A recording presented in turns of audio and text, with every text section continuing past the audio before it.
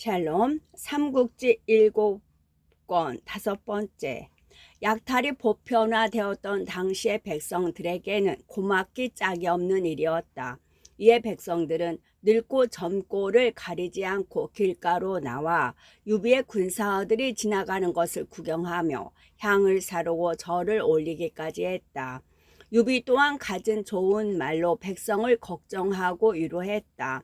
유비와 함께 가던 법정이 방통을 불러 가만히 말했다. 얼마 전에 장송의 밀서를 받았습니다. 유장이 스스로 부성까지 온다 하니 그때 유장을 없이 하도록 하라는 말이 들어 있었습니다. 제 생각에도 이런 좋은 기회를 결코 놓쳐서는 안 될 것 같습니다. 방통이 잠깐 생각에 잠겼다가 이내 당부했다.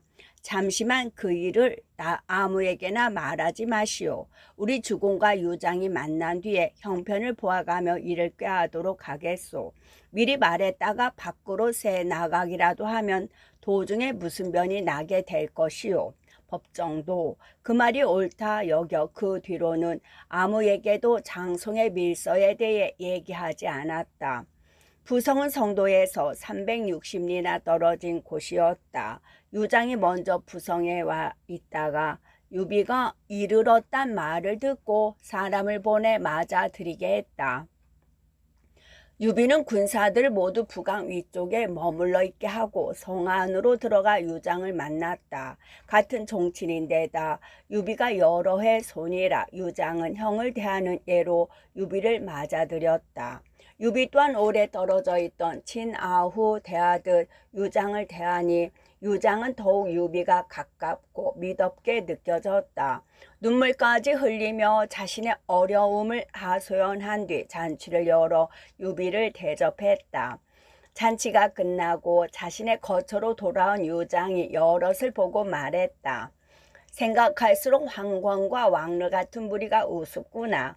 우리 형님의 어진 마음도 모르고 망령되이 의심하다니. 내가 오늘 본 바로 유현덕은 참으로 인의 사람이었다.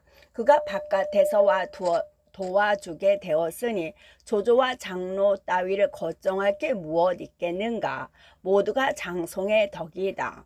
그가 아니었더라면 나는 이를 그르쳐도 크게 그르칠 뻔했다. 그러고는 입고 있던 풀빛 두루마기를 벗어 황금 500냥과 함께 성도에 남아있는 장송에게 내리게 했다.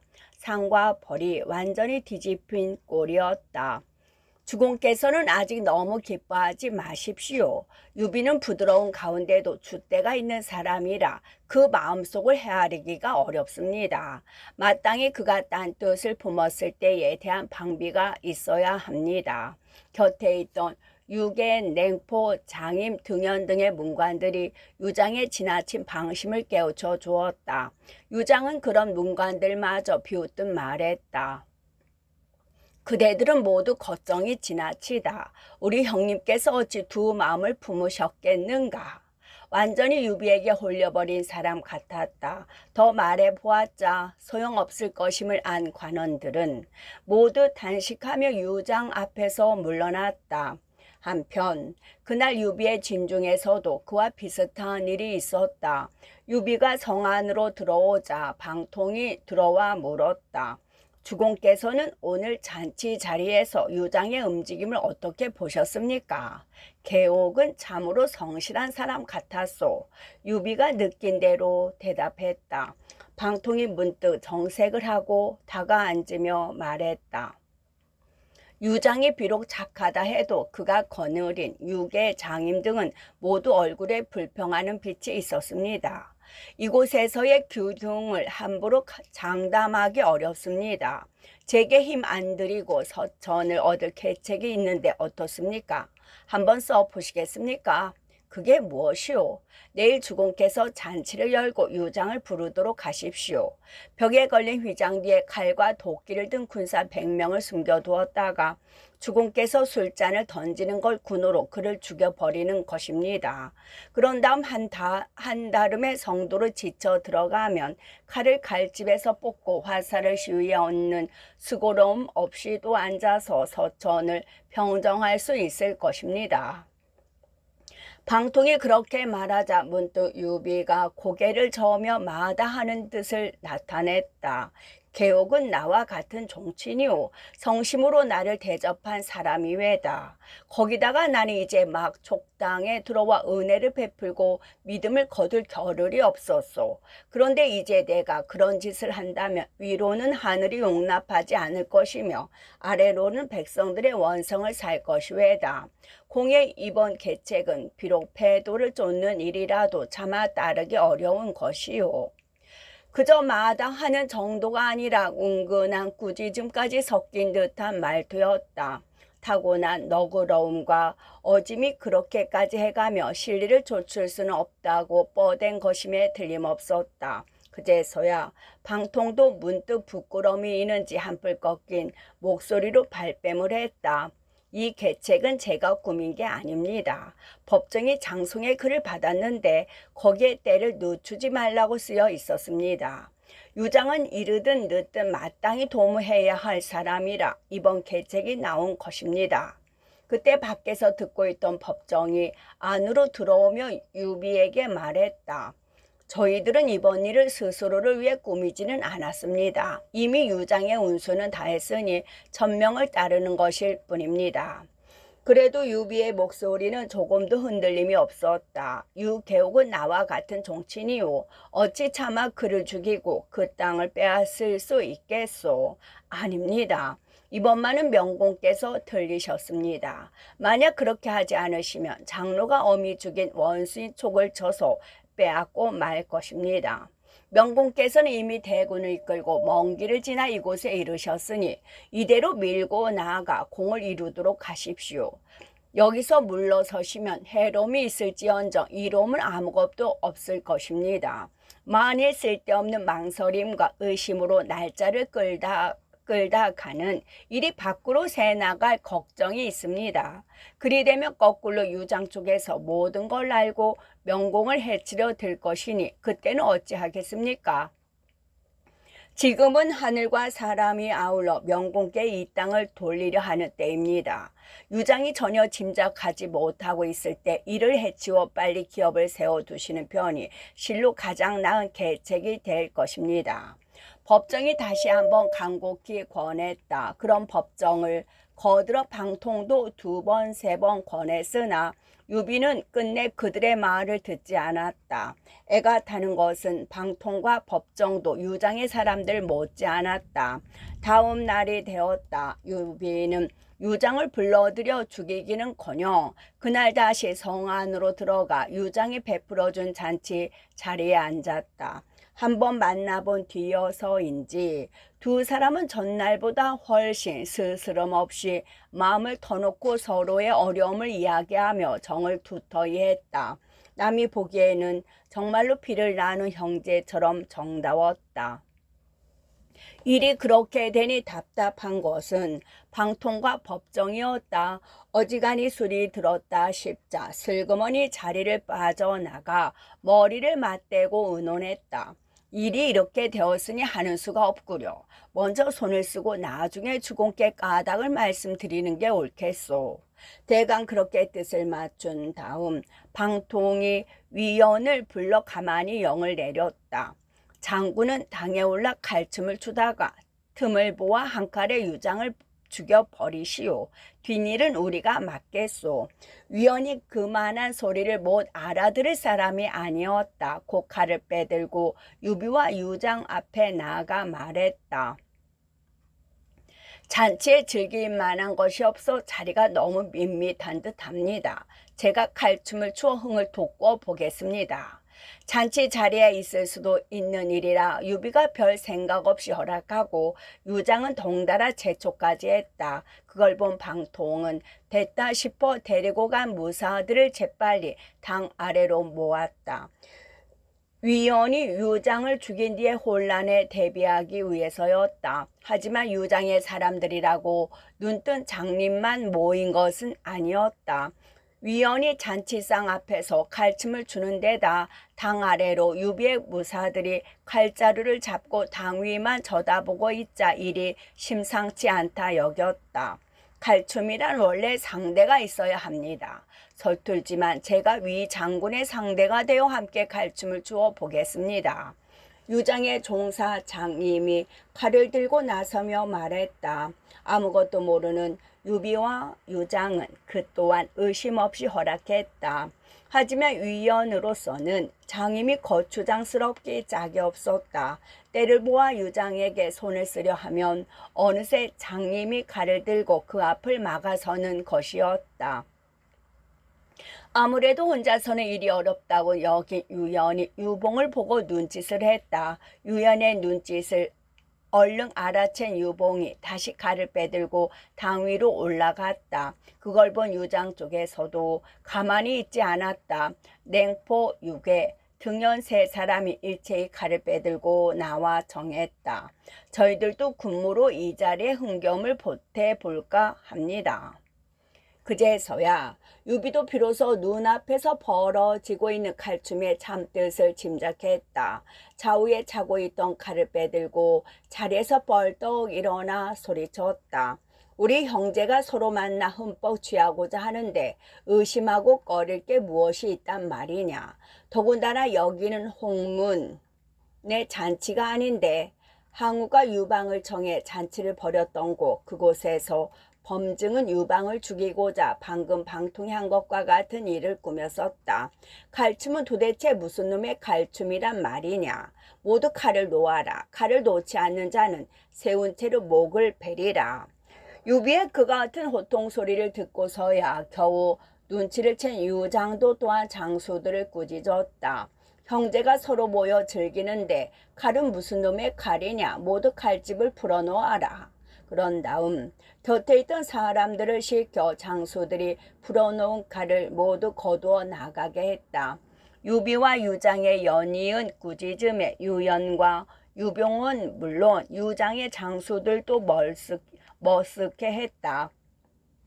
한결같이 무한한 표정으로 제자리를 찾아 내려갔다. 유비가 그런 장수들을 당 위로 대불려 술을 따라주며 달래듯 말했다. 우리 형제는 살과 뼈의 근원을 같이 하는 종친이다. 함께 의논하여 큰 일을 하려는 것일 뿐 두 마음을 품지는 않을 것이니 부디 그대들은 의심하지 마라. 진정이 아니고는 우러날 수 없는 목소리요 표정이었다. 이에 유비를 의심하던 유장의 장수들까지도 엎드려 절하며 고마움을 나타냈다. 그러나 장수들보다 더 감격한 것은 유장이었다. 유장은 고마움을 이기지 못해 눈물까지 흘리며 유비의 손을 잡고 말했다. 형님의 크신 은혜는 결코 잊지 않겠습니다.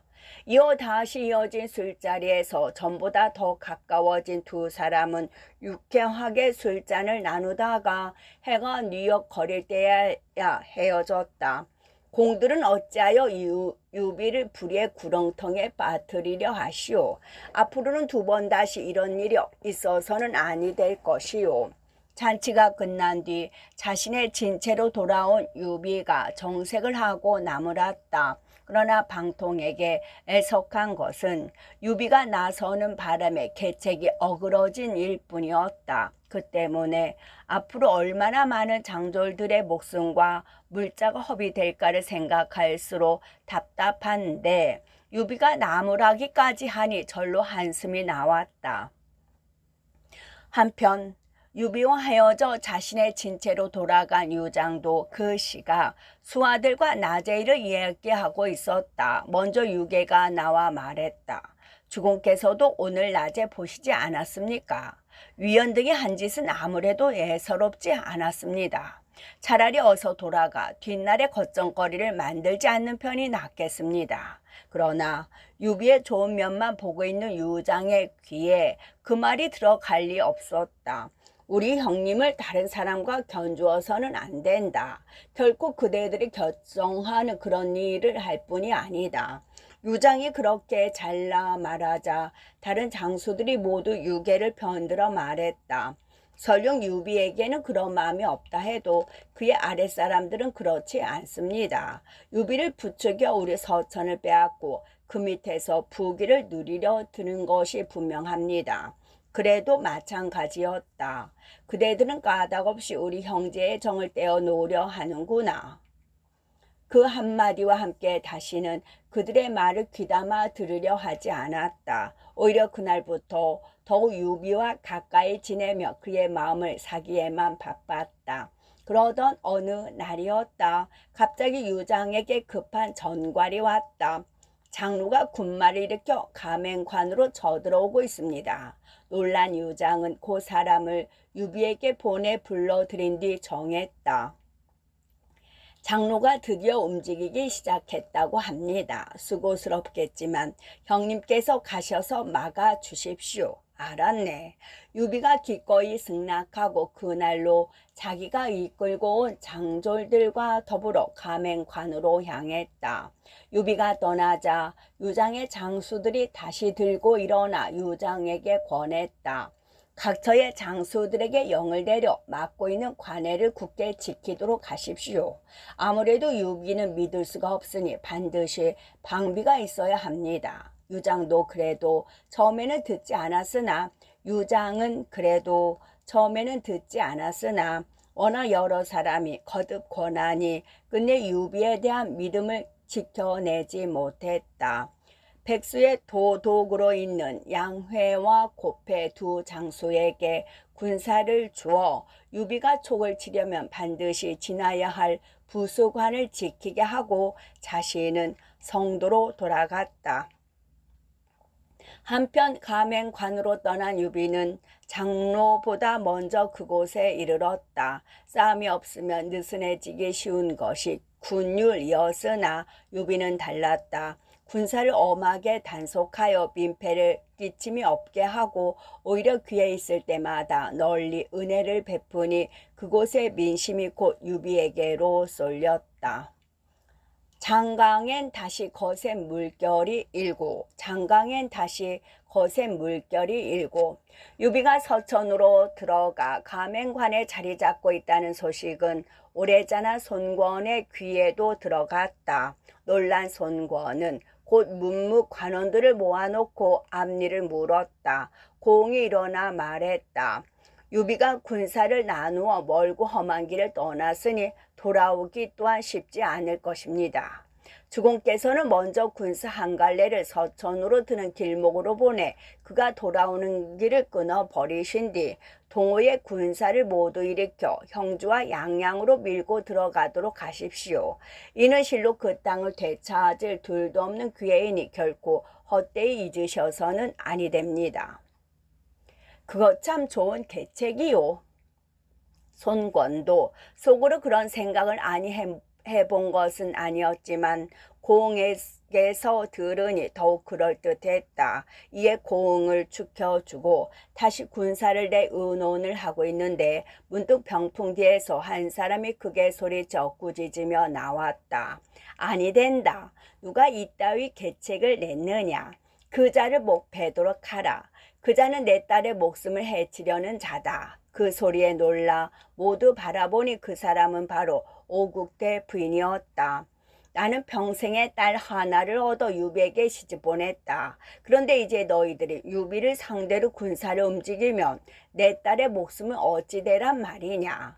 오국대 부인은 한 번 더 여럿을 꾸짖고는 손권을 향했다. 너는 아버지와 형의 기업을 물려받아 앉아서 강동 81고를 다스리게 되었으면서도 아직도 모자란다 생각하느냐? 어찌하여 작은 이익으로 피부치를 저버리려 드느냐? 손권에게는 아버지 쪽으로 보면 어머니의 하나요, 어머니 쪽으로 보면 이모인 오국대 부인이었다. 거기다가 평소에 국대 부인을 깎듯이 모시는 손권이라 그녀의 노여움을 대하자 어찌할 줄 몰랐다. 기어드는 목소리로 오국대 부인을 진정시킬 뿐이었다. 걱정 마십시오. 제가 그만 깜빡 잊었습니다. 이제 알았으니 늙으신 어머님의 가르치심을 어찌 감히 어기겠습니까? 그러고는 뭇 관원들을 꾸짖듯 내보냈다. 손권이 그렇게 하자 오국대 부인도 더는 언성을 높이지는 않았지만 안으로 들어가는 그녀의 태도에는 두고 보겠다는 빛이 역력했다. 집결해 그렇게 일을 마무리 지키는 해도 손권은 역시 전하를 다투는 한 무리의 주군이었다. 어머니 때문에 두 번 다시 오기 어려운 호기를 놓치게 된 게 안타깝게 그지없었다. 이번 기회를 놓치고 어느 날에 형주를 얻으란 말인가 그런 생각에 잠겨 말없이 찌푸리고 앉았는데 장소가 들어와 물었다. 주공께서는 무슨 걱정이 있으십니까? 조금 전에 일을 생각하니 답답해서 이러고 있소. 그러자 장소가 미리 생각한 게 있는 듯 서심없이 대답했다. 그 일이라면 너무 걱정하지 마십시오. 아주 쉬운 길이 있습니다. 그게 무엇이오? 송건이 활짝 퍼지는 얼굴로 물었다. 믿는 장수 한 사람을 뽑아 500 군사를 이끌고 형주로 몰래 들어가게 하십시오. 가서 군주께 밀서를 전하며 국태 부인의 병이 위중하여 죽기 전에 따님을 한번 보고 싶어 한다고 일러주게 하십시오. 그러면 군주께서 틀림없이 따라 나설 것이니 밤을 틈타 우리 동으로 모셔오게 하면 됩니다. 거기다가 군주께서 돌아오실 때 유비에 하나 있는 자식 아두를 데려오게 하시면 더욱 좋습니다. 모르긴 해도 유비는 아두와 형주를 맞바꾸지 않을 수 없을 것이니 우리는 피 한 방울 흘리지 않고 그 땅을 얻을 수 있습니다. 또 유비가 그걸 거절한다 해도 이미 군주를 모셔오셨으니 우리가 군사를 일으킨다 해도 꺼리낄 게 무엇이겠습니까? 장수가 그렇게 대답했다. 송건은 자신도 모르게 무릎을 쳤다. 그거 참 좋은 계책이오. 마침 내게 주선이란 사람이 있는데 겁이 없을 뿐만 아니라 어려서부터 담장을 넘고 벽을 뚫어 남의 집으로 숨어드는 재주가 뛰어났소. 또 오랫동안 우리 형님을 따라다닌 사람이라 믿을 수도 있으니 그를 보내도록 합시다. 손건이 그렇게 말하자 장소가 받았다. 일은 결코 밖으로 세워나가서는 아니 됩니다. 되도록이면 빨리 그를 보내도록 하십시오. 이에 손건은 그날로 주선을 불러 영을 내렸다. 그대는 군사 500을 데리고 형주를 다녀오도록 하라. 군사들은 모두 장사치로 꾸며 배 5척에 나눠 태우고 가되 배 안에는 병기를 넉넉히 감춰 두어야 한다. 몰래 형주로 들어가서는 내가 거짓으로 써준 글을 내밀고 내 누이 동생을 이리로 데려오도록 하라. 그리고 몇 가지 주선이 형주에 이른 뒤에 해야 할 일을 알려주었다. 명을 받은 주선은 곧 물길을 타고 형주로 가서 배와 군사들을 물가에 놓아두고 혼자서만 성 안으로 들어갔다. 강동에서 온 사람이요. 손부인께 전할 말이 있으니 안으로 들어가 알려주시오. 손부인의 거처에 이른 주선은 문을 지키는 군사에게 말했다. 그 전가를 받은 손부인은 재촉하듯 주선을 안으로 불러들였다. 시집가 안하계에게 친정 쪽의 사람이란 항상 반가운 손님이기 마련이지만 방금 유비가 멀리 서천으로 떠난 뒤라 그 적막감이 더욱 주선을 반겨 맞아들이게 했는지도 모를 일이었다. 손부인을 만난 주선은 소매에서 글 한 통을 꺼내 올렸다. 국태 부인이 위독하다는 거짓말이 담긴 글이었다. 그러나 아무것도 모르는 손 부인은 친정 어머니의 목숨이 오늘 내일 한다는 말에 눈물부터 흘렸다. 그래, 그대는 무슨 일로 이렇게 몸소 찾아오셨소? 울면서도 그저 편지 한 장 전하는 일이라면 주선 같은 사람이 직접 올 리 없다는데 버뜩 생각이 미친 손 부인이 문득 물었다. 주선이 때를 놓치지 않고 대답했다. 국태께서는 병이 위중해지시면서부터 아침 저녁으로 오직 부인만을 생각하고 계십니다. 만약 부인께서 더디 가셨다가는 생전에 서로 만나 뵙게 되지 못하게 될까 두렵습니다. 뿐만 아니라 국태께서는 외손자의 얼굴도 돌아가시기 전에 한번 보기를 원하고 계시니 부인께서는 이번에 아기씨까지 데리고 가셔서 할머니와 손자도 만나보게 하십시오. 저는 부인께서 강동으로 가시는 길을 조금이라도 병쾌하고자 특히 이렇게 왔습니다. 하지만 황수께서는 지금 군사를 이끌고 멀리 나가 계시오. 내가 강동으로 가려면 그 전에 사람을 시켜 군사에게 알린 뒤에라야 갈 수 있어. 유비가 없으면 제가 공명에게라도 허락을 받아야 된다는 뜻이었다. 주선이 그런 손부인을 보고 무겁게 고개를 가로저으며 말했다. 만약 제갈량의 대답이 먼저 황숙께 알려 황숙의 말씀이 있어야만 배를 내어드리겠습니다 하는 식으로 나오면 어쩌시겠습니까? 국대께서는 오늘 내일 하시는데 부인께서는 이곳에서 한가하게 기다리시고만 있을 작정이십니까? 그래도 말하지 않고 떠났다가는 반드시 그들이 길을 막고 보내주지 않을 것이요. 손부인이 아직도 얼른 마음이 내키지 않는다는 듯 말했다. 시집가기 전에 남자 못지않게 씩씩하던 기상은 간 곳이 없었다. 주선이 다시 손부인을 부추겼다. 물가에는 제가 거느리고 온 배들이 기다리고 있습니다. 마음만 먹으면 한나절 안에 강동까지 갈 수 있습니다. 얼른 수레에 올라 성을 나가도록 하십시오. 그 말을 듣자 손부인도 더는 망설이지 않았다. 하나뿐인 늙은 어머니가 죽음을 앞두고 있다는데 누군들 마음이 흔들리지 않겠는가. 손부인은 곧 수레를 불러 7살 난 아들을 데리고 올랐다. 수레 뒤에는 주선을 비롯한 30명 남짓의 군사들이 각기 칼을 차고 말에 올라 따랐다. 형주성을 빠져나간 손부인 일행은 곧 동호의 배와 군사들이 기다리는 물가로 달렸다. 부증 사람들이 그 일을 알고 공명에게 알리려 할 무렵 손부인은 벌써 사두진에 이르러 기다리고 있던 배에 오른 뒤였다. 일이 그렇게 쉽게 풀리자 주선은 신이 났다. 얼굴에 기쁜 빛을 감추지 못하며 힘차게 영을 내렸다. 닻을 올려라. 어서 돌아가자. 그 말에 분주히 닻을 거둔 군사들의 배를 막 동호 쪽으로 내려가려 할 때였다. 문득 강 언덕에 한 장수가 나타나 크게 소리쳤다. 배를 잠시 멈추어라. 부인께 드릴 말씀이 있다. 모두가 놀라 돌아보니 그 장수는 조은이었다. 주선이 손부인 몰래 만나 동으로 돌아갈 일을 꾀하고 있을 때 조은은 마침 조소를 돌아보느라 성 안에 없었다. 그러다가 손부인 일행이 성을 나간 뒤에야 돌아와 그 소리를 들었다. 그게 놀란 조은은 미처 군사를 모을 틈도 없이 너댓 명만 뒤따린 채 말 위에 뛰어올라 바람같이 강가로 달려 나온 길이었다. 조언을 알아보지 못한 주선이 긴 창을 짚고 잠옷 위험을 떨치며 소리쳤다. 너는 누구길래 감히 주모의 앞길을 막고자 하는가? 그러고는 졸개들을 재촉해 배를 띄우게 하는 한편 감추어둔 무기를 꺼내들고 배전에 줄지어 서게 했다.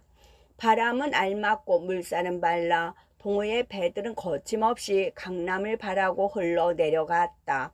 그런 배들을 강을 따라 뒤쫓으며 조은이 거듭 소리쳤다. 부인께서 가실 때 가시더라도 저희 한마디만 듣고 가십시오. 꼭 드려야 할 말씀이 있습니다. 그래도 주선은 들은 채를 안고 노적기만을 재촉했다. 10여일이나 그렇게 뒤쫓던 조는 문득 강가 여울목에 고기잡이 배 한 척이 비스듬히 매어 있는 것을 보았다. 조는 말을 버리고 얼른 그 고기잡이 배에 올랐다. 뒤따르던 군사들 중에 2사람이 따라 올라와 노를 잡았다. 조는 손부인이 앉아있는 큰 배를 뒤쫓아 급히 고기잡이 배를 몰았다. 존이 뒤쫓아오는 걸 본 주선이 졸개들에게 소리쳤다. 화를 쏘아라.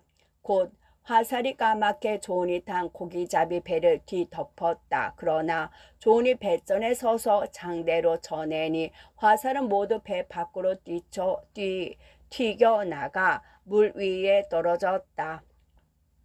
그 사이 2배의 사이는 두어 길로 좁혀졌다. 조선의 졸개들은 활과 화살을 버리고 장을 들어 다가오는 조은을 향해 함부로 찔러댔다.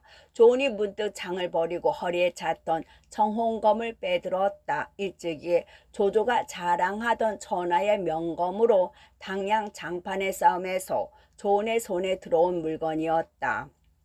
조은이 그 청홍검을 들어 한 차례 흐리니 눈부신 갈빛과 함께 그를 향해 찔러오던 오병들의 장날이 모두 잘려나가며 절로 길이 열렸다. 조은은 그 틈을 놓치지 않고 한 차례 용을 씀과 함께 작은 고깃배에 뛰어올랐다. 이어 커다란 새처럼 손부인이 탄 큰 배에 뛰어내리는 조은을 보자 오병들은 모두 놀라 자빠질 지경이었다. 감히 앞을 막을 생각을 못하고 길을 내주니 조은은 곧바로 배전 쪽으로 갔다. 아들을 품에 안고 있던 손부인이 그런 조은을 보고 큰 소리로 꾸짖었다. 어찌 그대는 이토록 예를 모르는가? 조은이 얼른 칼을 감추고 목소리를 낮추며 되물었다.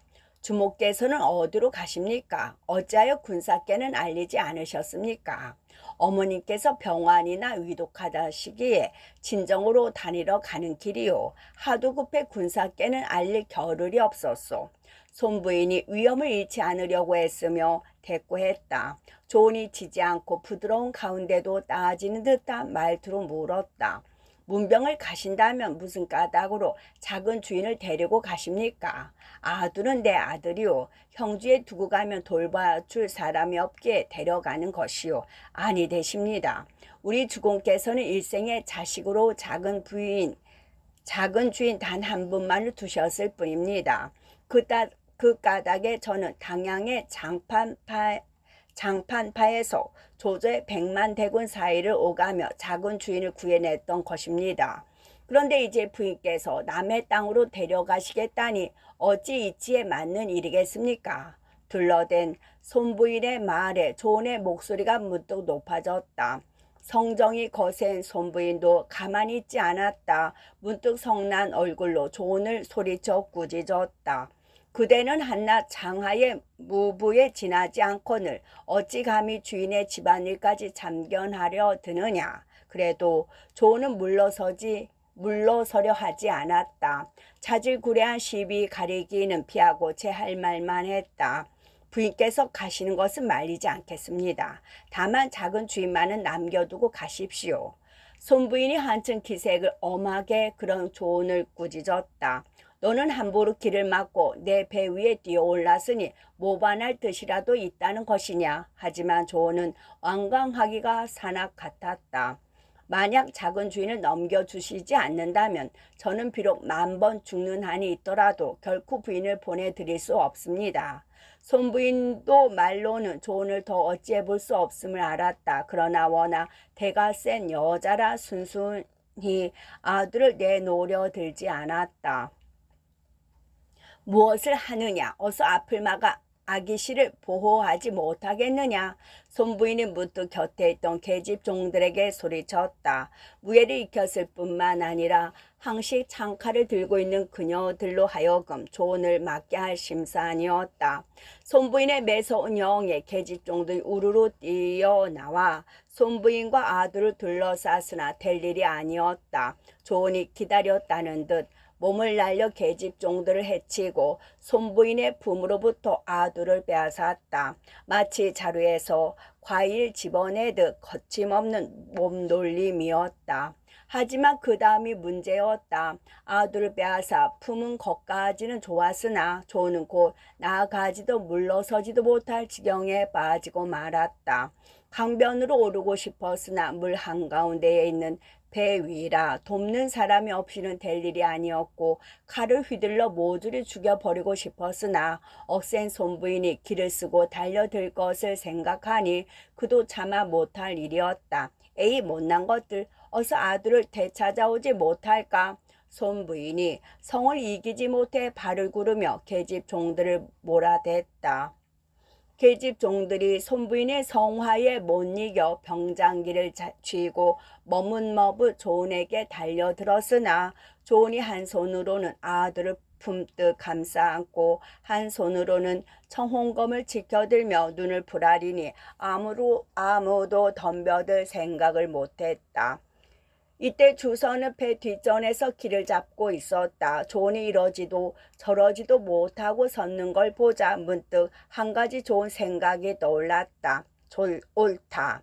조은까지 데려가자.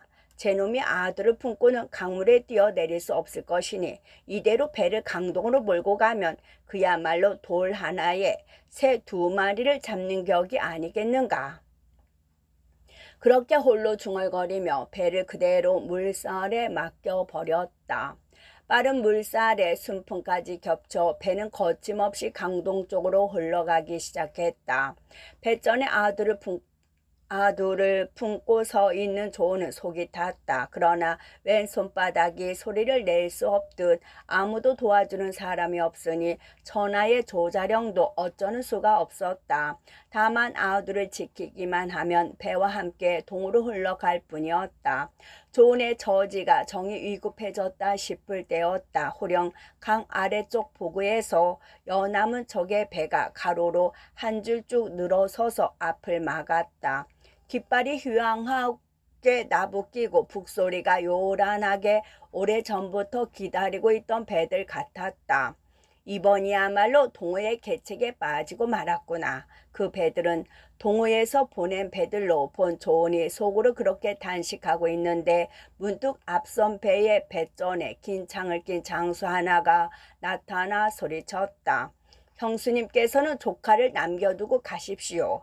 목소리의 생김을 보니 틀림없는 장비였다. 장비 역시 이곳저곳 처소를 돌아보다가 손부인이 아들을 데리고 동으로 갔다는 소식을 들었다. 그러나 그대로 뒤쫓아봤자 이미 늦다고 여긴 그는 급히 유강구로 말을 달려와 그 좁은 물길에서 동호의 배들을 붙들고자 길을 끊고 기다리고 있었다.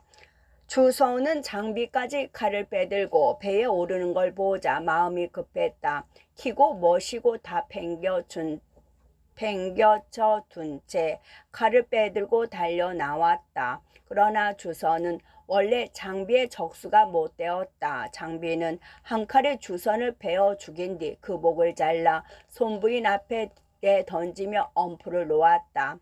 어지간한 손부인도 일이 그쯤 되니 놀라지 않을 수 없었다. 자기도 모르게 떨리는 목소리로 장비에게 말했다. 아주머니께서는 또 어찌 이리 무례하십니까? 형수님은 우리 형님을 무겁게 여기지 않으시고 이제 사사로이 친정으로 돌아가려 하시는데 그게 예에 있는 일입니까? 장비가 막보는 말투로 퉁을 놓았다. 드디어 손부인도 사정조가 되었다. 어머님께서 병환이 기뻐 몹시 위태롭다고 합니다. 아주머님, 만약 형님께서 돌아오시기를 기다렸다가는 내일을 그르칠 것 같아서 길을 서둘렀을 뿐이지 몰래 달아나는 게 아닙니다. 그런데도 기어이 나를 보내주시지 않겠다면 차라리 강물에 빠져 죽고 말겠습니다. 손부인이 그렇게까지 나오니 장비도 더는 뭐라 될 수 없었다. 저만큼 서 있는 조은에게로 다가가 가만히 의논했다. 만일 부인을 몰아세워 정말로 강물에 빠져 죽기라도 한다면 이는 신화된 사람의 도리가 아닐세. 아들을 찾았으니 부인과 배는 가도록 버려두는 게 어떻겠나. 조은도 달리 마땅한 방책이 없는지 고개를 끄덕였다. 그러자 장비는 손부인을 바라보며 잠옷 점잖게 말했다. 우리 형님은 대한의 황숙이십니다. 끝.